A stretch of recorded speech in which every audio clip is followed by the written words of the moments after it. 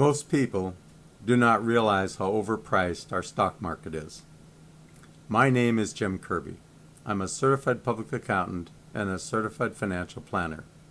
In this 10-minute video, I will show you how our stock market is overpriced compared to many historical standards. I will also tell you how to protect your money if you agree that the stock market may drop soon. Other videos available on our website present some of the facts that have convinced me that our country will soon face a financial crisis. My hope is that you use this information to protect your hard-earned assets from a drop in the stock market.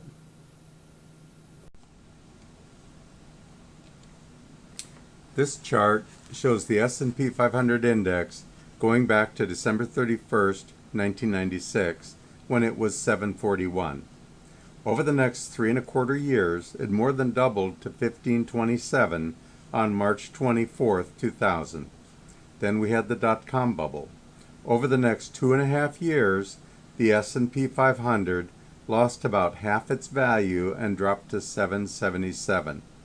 This was about 40 points higher than it was 7 years earlier on December 31st, 1996. Then, over the next 5 years, it doubled to 1565. This was about 40 points higher than it was some 6½ years earlier on March 24th, 2000.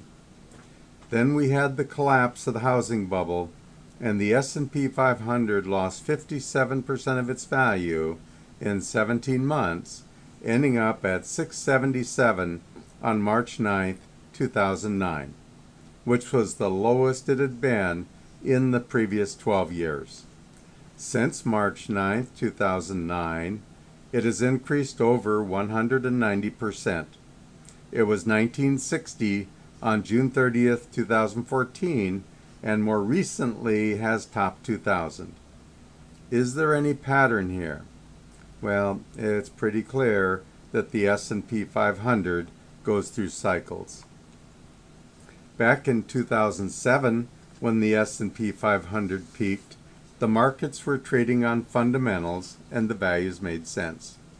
In 2007, before the drop in the markets, we had not yet experienced the financial crisis.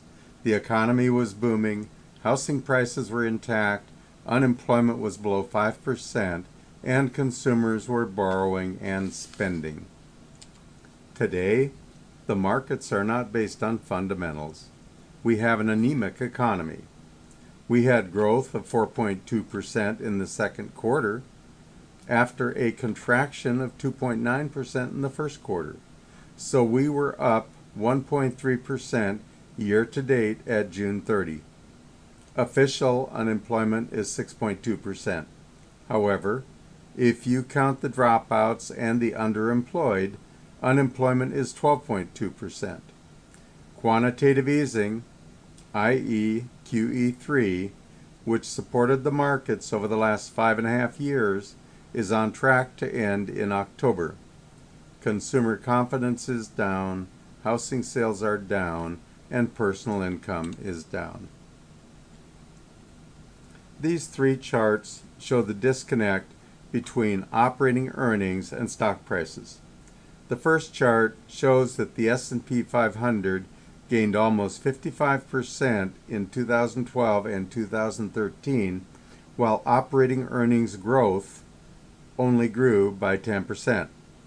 The middle chart shows that Russell 2000 stocks appreciated over 60% with negative operating earnings growth of 20% in 2012 and 2013. Finally, the MSCI World Index, representing international stocks, appreciated almost 50% with negative operating earnings growth over those 2 years. These charts show that major stock indices are going up, but that increase in stock prices is not supported by earnings growth. This chart shows that stock prices of companies with weak balance sheets have outperformed stock prices of companies with strong balance sheets over the last 2 years. This is another sign of how speculation, rather than the underlying fundamentals, has driven the markets.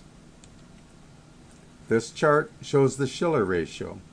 The Shiller ratio uses average inflation-adjusted earnings over the past 10 years to compute the PE ratio. On December 31st, 2013, the Shiller ratio was 25.6. Warren Buffett says the Shiller ratio is the best single measure of where valuations stand at any given moment. The only times the Shiller ratio has been higher is 1929, 2000, and 2007. And, of course, there were large drops in the stock market following each of those previous peaks. These two charts show stock prices to sales and stock prices to EBITDA, which is earnings before income taxes, depreciation, and amortization. Both measures are higher than they were in 2007 and more than double their historical average, indicating that stocks may be overpriced. Janet Yellen has said that quantitative easing, QE3, is on track to end in October of this year. When QE1 and QE2 ended, the stock market lost over 15% within 2 months. When QE3 ends in October, the S&P 500 could drop again. This cartoon shows lemmings going over a cliff. One of the little lemmings approaching the cliff says, "Wait a minute, something feels wrong." Ask yourself, at what point will something feel wrong to you?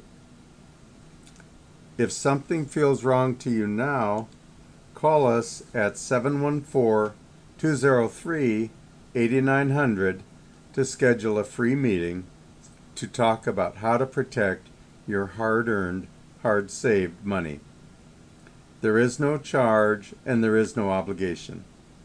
You may also want to visit our website to view other presentations on how the Fed's quantitative easing and our ever-growing national debt may affect your hard-earned assets and financial security.